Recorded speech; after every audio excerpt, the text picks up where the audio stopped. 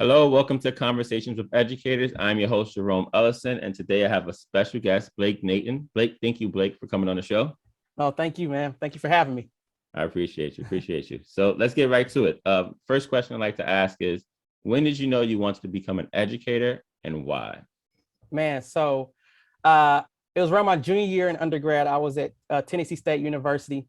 I was an aviation major, so I wanted to fly commercial jets. But I was taking a course and it just sounded like a foreign language to me. And I was like, man, I don't have this passion of really aviation like that anymore. It was inspiring to me as a freshman and sophomore, but my junior year, it wasn't. It was when I started working in an early childhood center, working in the infant room. I was burping babies and changing diapers. I worked at a middle school at the after school program for reading literacy. And so when I was working with the middle school students and those young babies, I was like, man, like every single day you go into a classroom, it's something new, right? The personalities are changing, they're learning, just the relationships you build with the students and then the parents and then the school community. I'm like, man, this is pretty cool. And so I went back to my university and said, I wanted to change my major to education.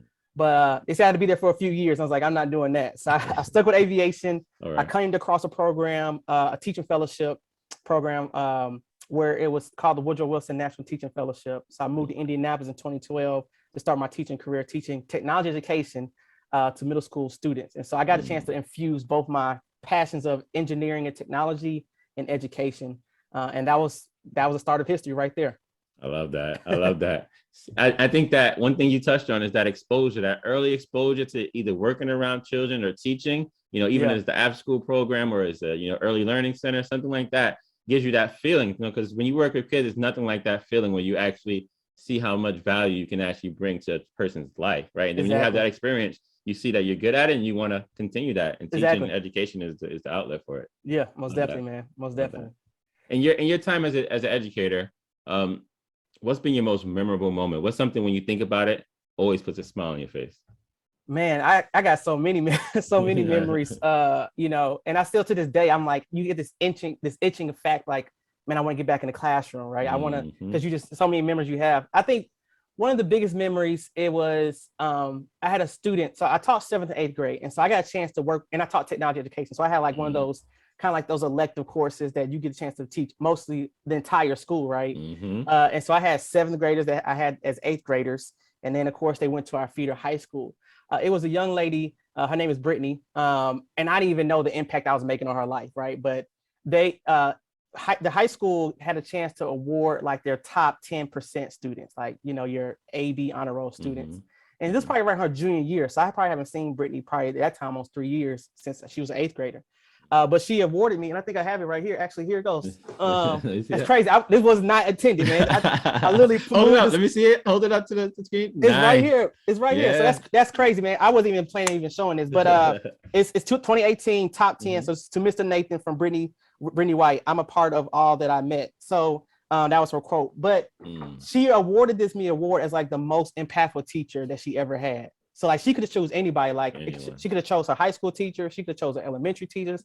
So the fact that she actually thought about me from like time she was with me from 7th to 8th grade, like that was pretty dope. And it was pretty humbling, like, because you just never know, like, especially in middle school when you're working with students, that transitional period, like, am I sane enough to like register with them that years down the line it's going to stick, or, did I lose one? So it's like, that reassurance from her, that's probably one most impactful. So that's crazy, man. I had that behind me. So. That's dope. I say that all the time. It's like, as educators, we work hard, and we sometimes, we're not able to reach every student, and sometimes we don't know the impact we have. But when we have those moments where students come back and they actually tell you something that you taught them that stuck with them forever, or they tell you the impact that you had on their life, that's the thing that keeps you going, keeps you motivated, keeps you inspired to keep going. So man, it fills you up too, man. It fills you up. That's something that you can't, honestly, I don't know if you can really get that feeling in any other field but education, for sure. Yeah, for sure. I wanted to follow up on something that you shared before. You said you were teaching technology, kind of what's your thoughts on STEM? Like, do you think it should be incorporated more in schools, or what's the issue there? What do you think? So I actually had a chance to like work we've serviced a lot of transit kids, right? So transit kids, for anybody that doesn't know, like kids that may come to your school in August and they leave to another school in September and come back to school in October. And so for me, we're trying to work on like, how can we make sure the kids come back to us that they're in line. So I actually had a chance to work with all the ETE teachers, which is like engineering technology education teachers, in the district on how can we make this curriculum maps for the STEM subjects in our township. And so and oftentimes this word STEM or this acronym gets thrown around loosely. Like you're doing STEM, and like what does STEM looks like, I'm truly passionate about STEM. And so if anybody doesn't know, science, technology, engineering, math. And for me, I think right now there's our companies out there like Project Lead the Way, right? You can do, in like design work, right? There's different Vex robotics, right? So there are some things, but I think that's like surface level, right? So now we're looking at the new wave of the metaverse. How can we make sure that we are teaching kids like how to code and program in this digital age that we're about to transition into? And so I think too, when you think about STEM, like how can we make sure our other teachers that are not STEM subjects, like our language arts, right?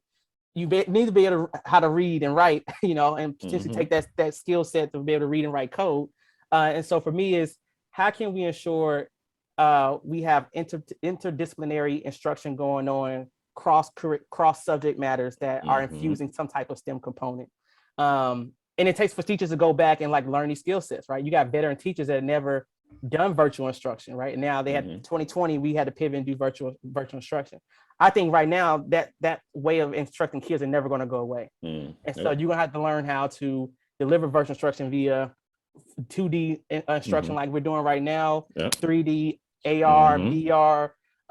And that's the way that school's going to have to pivot to. And you're going to have to teach students how to be able to produce products for these platforms, right? And so, I mean, it starts early. I mean, and I think too, if you think about indie industry, STEM, you talk to a tech company, you don't have to have the skill set of being a coder and programmer to support a tech industry, right? You can be a UI, UX designer.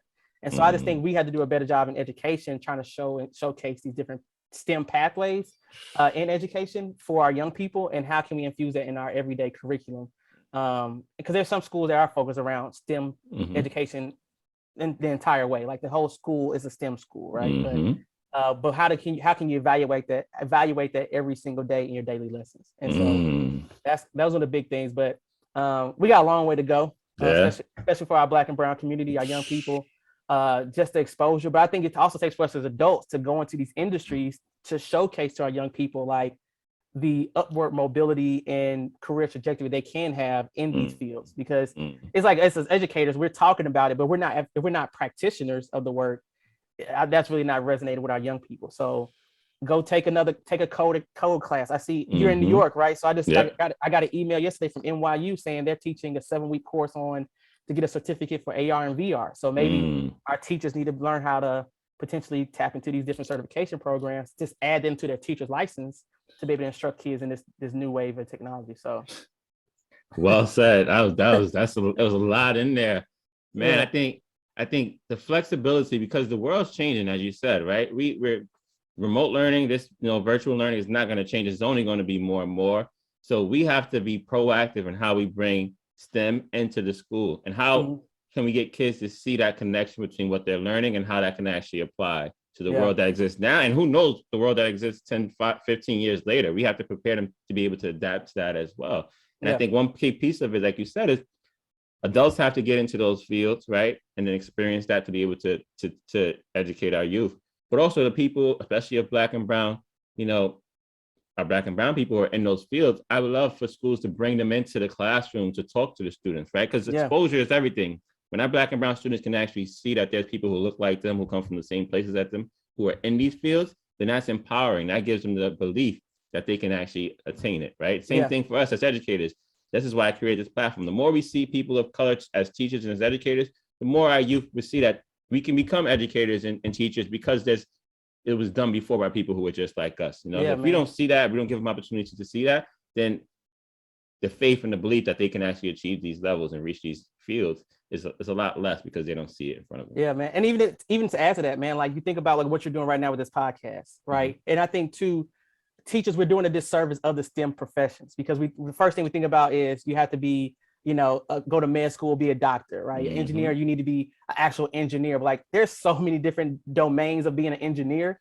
it's an audio engineer, sound engineer, mechanical engineer, electrical. So there's different ways that we need to educate our young people. So if I even start as low as elementary school, like, you know, I have a daughter that's 10 years old and she loves music. And I'm like, let's learn how to sing and play the piano, but let's also learn how to mix and match your vocals in the audio software platform, right? And so she's learning these these skill sets early in elementary school that can open her you know, her career pathways later down the line, and it's adding a tangible skill set. Like that's something nobody can take from you. It's something that you actually physically do with your hands. So I think we got to do a better job of exposing them to all the different career pathways outside of the big ones that we normally think about. So I love that. You read my mind. That's the next. I was gonna mention that as well. I was like, even hip hop, right? Even as man, you know, so many of us want to be rappers and athletes. There's so many other great careers around that if we expose them to, that they can actually be great at, right? Man, yeah. The audio side, you know, of athlete, the agent side, the statistics side, all of that just needs to really be exposed more, because it would broaden our, you know, our viewpoint on what we can actually do when we become adults. Think what's happening right now, man. If you haven't checked it out on Netflix, like the Kanye documentary, like that would not even be in existence if he didn't have his guy, right? I mean, if the dude wasn't filming him for X amount of years, engineering his sounds and audio and editing and cutting, like putting in Final Cut Pro to like make this documentary, like we would never got a chance to see the behind the scene things of Kanye. So like, will we really know Kanye for who he is, right? And I'm not, you know, endorsing Kanye, whatever. Like people feel how they feel about him, but we got a chance to see like the masterpiece at work because somebody was behind the camera, chopping it up, and even Kanye himself being a producer, right? Like he started off being a producer before he was in front of the camera rapping. So I'm thinking we talk about young people, like, you know, you've seen the J. Cole documentary, like when he was doing his concerts, like there's people behind the scenes, the rigs that these people are putting on, the lights and all those things. Somebody has to do that, the production. Right, like these artists, these celebrities, they can't do what they do. They don't have a team of people and engineers that's behind the scenes, making sure they get the millions of dollars. So, great. Yeah, that's a fact. I love that. Love that. Kind of to switch it to the opposite side, right? So, what has been your most difficult or most challenging experience or moment as an educator so far, and how were you able to deal with it? Man, I think I can say in this present moment, I think that's probably one of my most difficult moments in education. So I run an organization, Educate Me. Our foundation's mission is to diversify the national teaching population by recruiting and retaining more educators of colors, particularly Black teachers. And so for us, we are trying to recruit people to the profession, right? And we know the data: 2% of Black male, 2% teacher population is made up of Black males. People don't talk about it, but Black women only make up 7%. So in addition to the 2%, we're in single digits for Black men and Black women. But right now we're looking at like Black men as the lowest percentage in general, and how they can make an impact and all those things in education. But like one of the toughest moments we're having right now, and I mean, everybody's experiencing it, like the call to action, like teachers are leaving the profession in droves, right? It's for many reasons. Teaching was already a hard enough profession, undervalued, underappreciated profession. And now you add on to, you know, critical race theory bills going out, you add on the COVID pandemic, you add on like still teacher pay. And if we haven't seen through the pandemic that we need to increase teacher pays and we still not doing it, it's like teachers like, well, I can just go into, I have a good transferable skill set to go into corporate America and to be appreciated, less hours, less headache, and more money. Like it's a no-brainer for a lot of people. But like you say, like for us being in the classroom, there's these things like these awards where you can't put a dollar amount on it. Like you can't, you're really changing lives, but that can only go so far. You know what I mean? If you got a family home, you need to feed, you know, you got things to take care of. You want this certain lifestyle you want to live. Like at the end of the day, education, unless you go up in different career pathways in education, being a traditional classroom teacher, you know, right now is the toughest thing. And so one thing we're facing is like, how do we share that story and narrative? So I've been challenged with the fact that we have to change the narrative. The things that we're talking about right now in education, for so long, we've been saying that we should recruit people to come to class to be classroom teachers. And then that's really where the sales pitch stops. So it's like you anticipate someone will come to the classroom to be a teacher because of you motivating them or having this impact, but then they see that either their current classroom teachers treating them like, you know, how they are, or they complain about their job and their work-life environment. So I'm like, why are we not teaching young people to become teachers and set that foundation. Mm-hmm. And then they have other areas of life that they can go and pursue, right? And so if you want to go into education leadership, like be a school principal, instructional coach, start a nonprofit, do an ed tech, go into ed policy, right? We've seen what's happening with legislation. So it's like, if you can change the narrative and tell people about the different pathways, and it's like, it's not just this ceiling of being a teacher, then I think that's when we can see people starting to go in education more, because you go in classroom for 2 years, and then go pursue something else, right? I think as education profession, we are looked down upon. We decide to leave the classroom in 2 years or a year. But if you tell somebody in corporate America, if you go work for one company and you go decide to work for another one, nobody's gonna like question that. They're like, okay, you decided to change it. I think when it's humans involved, right, and you're leaving, if you leave mid-year, December, because you want to go pursue something else, like you look down upon. But that's the toughest thing that we're facing, man. We're experiencing teacher shortages, across the nation. And so we have to figure out ways that we get more people in the classroom that look like us, right? And that share cultural backgrounds just the same way we do. So that's the biggest challenge that I'm facing right now. So, and we're still fighting for it. Yeah. And I mean, that kind of goes into the next piece I was going to say. And I think part of the issue as well, like, I think even when we get into the field, right, of people of color, we want to have that impact on all students, specifically students who look like us and have a similar upbringing as us. But then sometimes you become a teacher and you're in a school where you feel like you have a voice, you're not supported, you can't really create change. But when we allow people of color to excel and go to become a principal, become a person in ed policy, that's where you can really, really impact what happens in the classroom, the curriculum, the standards, et cetera. So those are also opportunities to have, maybe you're not working face-to-face with students, but you're making decisions that can impact the education long-term and can impact the system. So and that's the thing, man. Yeah, we need people in every different sector in education, right? I mean, even goes down to charter school authorizers, right? Like who's making decisions to approve a charter school application. And so it's just so many things that we got to be able to have our different seats at the tables. And because there's multiple tables you can have a seat at, and we got to make sure that we're there, because some tables we not even know that even exist in education. So that are impacting our Black boys and Black girls and communities across this nation. So that's real. Yeah. That's real. This is my next piece, my last segment, I would say. This one's called Choose Your Teachers Wisely. So this is a chance for you to give a shout out to someone who, I would say, someone who you would give an award like that was given to you too. Who's your favorite teacher? Which teacher had the biggest impact on you, and why? Give a shout out to them. Man, I have, man. So I have a couple. Okay. I'm gonna do a K-12 and I'm gonna do a higher ed because I went to HBCU, so I got a shout out to professor. Like so, that. Man, my K-12 teacher, her name is Miss Simpson. It was my math teacher. I love math, right? Like, of course, I went to engineering and everything like that, but I had her for 2 years as well in high school. And she was like the first teacher that I feel like I had where, she pushed me enough, but loved on me enough as well, right? Like, and there's like that equal balance of like, I want you to be great, but I'm also going to not accept anything less, right? And so it was crazy because I knew she was a hard teacher, I mean, she had this kind of like sometimes these nonchalant attitude, but she, that it came from a place of love, right? And so I'm like, man, this is cool, like. And I know every kid probably feels like they can finesse their way, to get a grade, and I think for me, I'll finesse my way up through a lot of things in like my elementary, middle school. But when I got to high school and it's like, and she was the one teacher, like, you can't finesse math, right? You either know or you don't. You got to show a problem and how you got the answer. Like it is what it is. It's cut and dry. And so for her, it was like, she pushed me. And I think that's how I kind of had my own teaching style when I became a classroom teacher. So it's like, and people always say the way your teaching style is usually the way that you learn. And so for me, I really took from like some things that I learned from her and then incorporated in my teaching philosophy and my teaching style.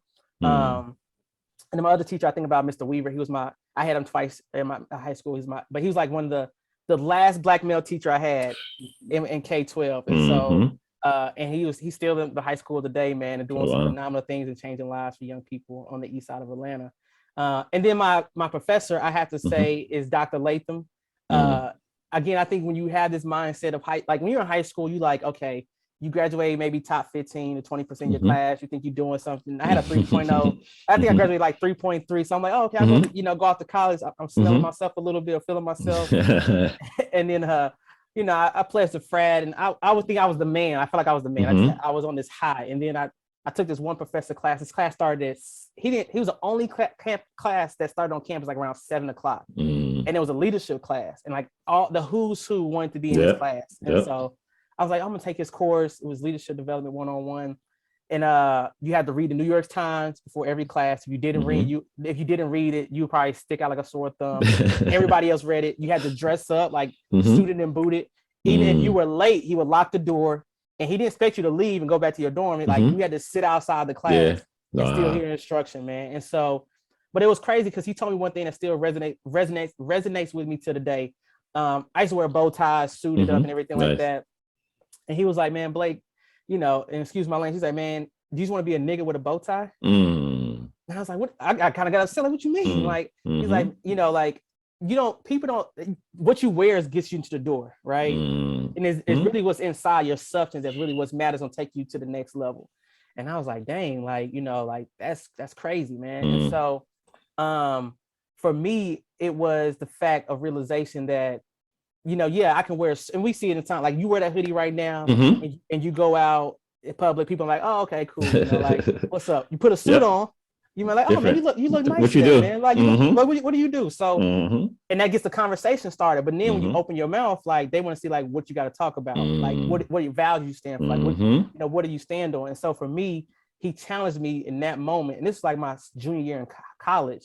You know, I'm now you know, I graduated in 2012, like 10 years from now, I'm still thinking about like, how do I make sure I'm a man of substance? Like, how do I make sure like when people see what I do or who I am, what I stand for, it's some deeper information that I can present to them rather than like the clothes that I wear or how, you know, present myself. Right. And so I just hold myself to a high standard based on that comment. And then my teacher philosophy, man, you love on people, but I think too, as a teacher, educator, there's not this sympathetic way that you can do, you know, care about education, right? You don't have to feel sorry for a young boy or young girl because they're battling some things in the household or, you know, dealing with some trauma. Like, I understand that, I empathize with that, but I also need to make sure that we can, you know, grow you academically, or I can push you, you know, to be a better person, or you know, so like, you know, it's that fine line of love and pushing at the same time. And so both those things, man, I definitely gotta give them a shout out, man. Both